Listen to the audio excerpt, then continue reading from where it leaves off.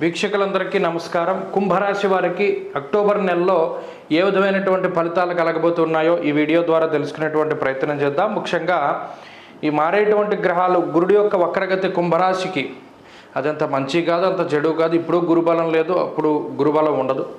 ఇక 13వ తారీఖు శుక్రుడి యొక్క మార్పు కుంభరాశి వారికి శుక్రుడు కూడా అంత అనుకూలరు కాదు, అంత ప్రతికూలరు కాదు ఇప్పుడున్నటువంటి పరిస్థితుల్లో. 18వ తారీఖు రవి యొక్క మార్పు మాత్రం మంచి చేస్తుంది, ఎందుకంటే అష్టమ రవి యొక్క దోషాన్ని తీసివేస్తుంది. కాబట్టి భాగ్య రవి ఉన్నారు, అది అంత అనుకూలమైన స్థానం కాదు, కానీ అష్టమ రవితో పోల్చుకుంటే కొంత మెరుగు. 21వ తారీఖు కుజుడు యొక్క మార్పు, ఈ మార్పు మాత్రమే కుంభరాశి వారికి మంచిది. అంటే ఆల్మోస్ట్ ఈ బుధుడితో కలుపుకొని మిగతా గ్రహాలు ఏది మారినప్పటికీ 90%, అంటే ఇన్ని గ్రహాలు మారినా కూడా 90% ఆఫ్ ది ప్లానెట్ ఈ మార్పులో, ఈ 90% గ్రహాల యొక్క మార్పులో, ఈ 100% మార్పులో కేవలం 10% మాత్రమే యోగిస్తూ ఉన్నది. ఈ మొత్తం ట్రాన్సిట్లో కేవలం 10% మాత్రమే, అది కూడా కుజుడి యొక్క మార్పు ద్వారానే కుంభరాశి వారికి యోగం రాబోతూ ఉన్నది. మిగతా గ్రహాలన్నీ ఏం అనుకూలం కాదు. ఇక్కడ ఏలినాటి శని ప్రభావం ఉన్నది. ఈ మారేటువంటి గ్రహాలు ఈ రకంగా ఉంటే రాహు యొక్క బలం ఒకటి ఉన్నది. 2వ స్థానంలో రాహు బలంగా ఉన్నారు. ఇప్పుడు కుజుడు, ఇది గమనించండి. కుజుడు ఒక్కరు బలంగా ఉంటే చాలు, మిగతా గ్రహాలు ఎంత ప్రతికూలంగా ఉన్నా కూడా. అందులోనూ రాహు కూడా బలంగా ఉండడం వల్ల 2వ స్థానంలో, 2, 6 స్థానాల్లో బలంగా కొంత పాపగ్రహాలైనప్పటికీ అవి శుభ ఫలితాన్ని ఇచ్చేటువంటి స్థానాల్లో ఉండడం. ఇక్కడ జన్మశని వక్రించి ఉండి కుజుడితోటి షష్టాష్టకం పట్టినా కూడా కుంభరాశి వారికి అది మంచిదే. అయితే ఈ కుజుడు ఎప్పుడు మారుతున్నారు?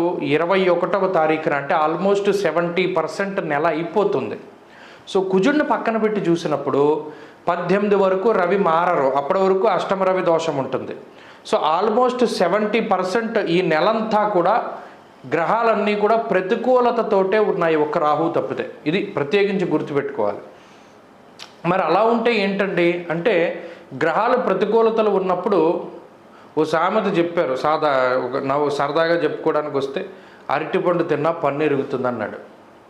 అదేంటంటే నేను తినది అరటిపండే కదా అంటే, నీ గ్రహస్థితి అలా ఉంది. ఇక్కడ ఏలినాటి శని, గురుబలం లేక అష్టమ రవి ఉండి తర్వాత మిగతా గ్రహాలన్నీ కూడా ప్రతికూలమైన స్థానాల్లో ఉన్నప్పుడు ఇక ఏం బలం ఉంటుంది? జాతకంలో మాత్రం యోగ దశలు నడుస్తూ ఉంటే ఈ గ్రహస్థితిని దాటగలుగుతారు. తప్పితే కుంభరాశి వారిదంతా కష్టసాధ్యమైన జీవనంలాగానే ఉంటుంది.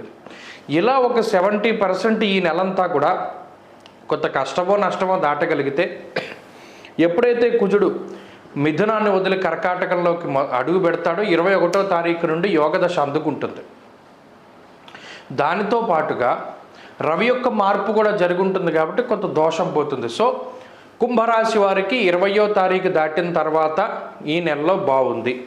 ఏమైనా ముఖ్యమైన పనులున్నా, ఏదైనా శుభ కార్యక్రమాలున్నా, ఏదైనా ల్యాండ్ రిజిస్ట్రేషన్స్ ఉన్నా, వాహనాలు కొనాలన్నా, ఇల్లు కొనుగోలు చేయాలన్నా, ఏం చేయాలన్నా 20 తర్వాత ప్రయత్నం చేస్తే చాలా స్పీడ్గా పనులు ముందుకు సాగుతాయి. ఏదైనా బ్యాంక్ లోన్ రావాలన్నా, ఉద్యోగంలో మార్పు చేయాలన్నా, వ్యాపారాన్ని విస్తరించాలన్నా, ఏం చేయాలన్నా సరే 20వ తారీఖు దాటాక చేయాలి.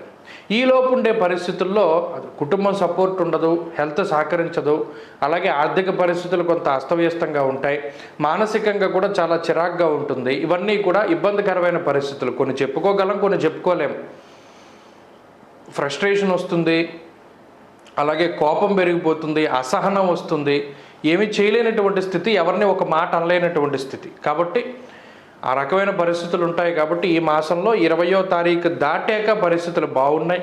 ఉద్యోగపరంగా కానీ, వ్యాపార పరంగా కానీ, వెల్త్ పరంగా కానీ, అన్నిటి పరంగా కూడా అప్పుడు బాగుంది. కాబట్టి ఆ 20వ తారీఖు దాటాక కుంభరాశి వారు ముందుకు వెళ్ళడం, ఈలోపు చక్కటి పరిహారాలను పాటిస్తూ ఉండడం, ప్రత్యేకించి అష్టమ రవి దోషాన్ని పోగొట్టుకోవడానికి 1 నుండి 18వ తారీఖు వరకు కూడా ప్రతిరోజు ఆదిత్య హృదయ స్తోత్ర పారాయణ చాలా మంచిది. క్రమం తప్పకుండా ఆదిత్య హృదయాన్ని పారాయణ చేయండి, గోధుమలు దానం చేయండి. అలాగే ఆదివారం నాడు, అలాగే శుక్రవారం నాడు ప్రత్యేకించి రాహుకాల సమయంలో దీపారాధన చేయడం, అమ్మవారి ఆలయంలో దీపారాధన చేయడం, దేవీ ఖడ్గమాల స్తోత్రాన్ని పారాయణ చేయడం, ఎర్రటి పళ్ళు దానం చేయడం వల్ల కూడా ఈ నెలలో మంచి ఫలితాలు సంప్రాప్తమవుతాయి. స్వస్తి.